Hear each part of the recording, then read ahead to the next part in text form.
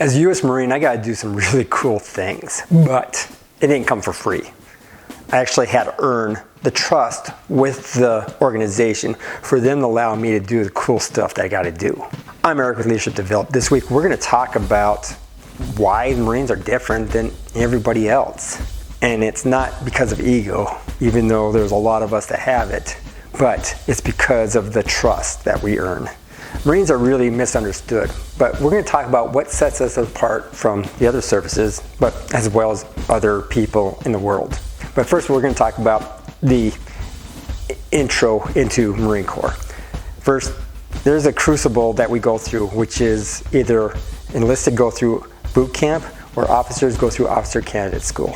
And through that crucible of training, we are tested and we are thinned out by our ability or inability to be able to do the tasks that we're taught to do. That means we have to be quick learners, we have to be quick thinkers, and we have to make good decisions during the highest stress that you can do in a training environment. Everyone believes that being a Marine is all about being in physicality, but to be honest, there is a lot of mental stamina, a lot of mental strength that's required just to get through it. And the crucible itself is what sets us apart.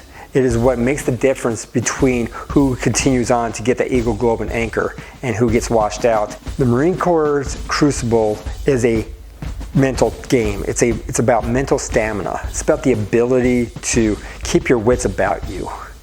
Even though my call sign was landmine because of my intolerance for BS, it's the fact that I had to keep control of my emotional reactions. In doing so, that showed the trust that is required for me to just be a basic Marine. The Marine Corps values itself off its core values, which is honor, courage, and commitment. Honor is defined in many different ways by different Marines, but it's about how we protect the Eagle, Globe, and Anchor. Courage is what is required as a Marine to be able to do what is asked of us. What you see on TV is only a small part of what we actually do. We do a lot more than just fight a combat or fight in a war. We do life-saving, we do humanitarian assistance, we do disaster relief. We are involved in a lot of things. And then commitment.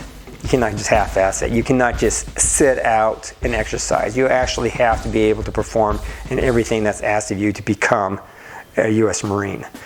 Even to go beyond that as you work into your specialties. For me as a pilot, I had to get not only through officer candidate school, then the basic school, but I also had to be able to get through flight school. And then after flight school, you have to be able to continuously learn that next qualification. Because if you're not qualifying up, you're going to be pushed out.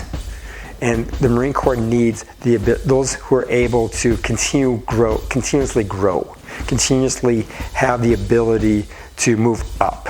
The Marines are hailed for their ability to be adaptable and flexible. We call it Semper Gumby. But that's the ability to be able to see the crisis for what it is. And that is through the fog of war that we're not able to have the solutions.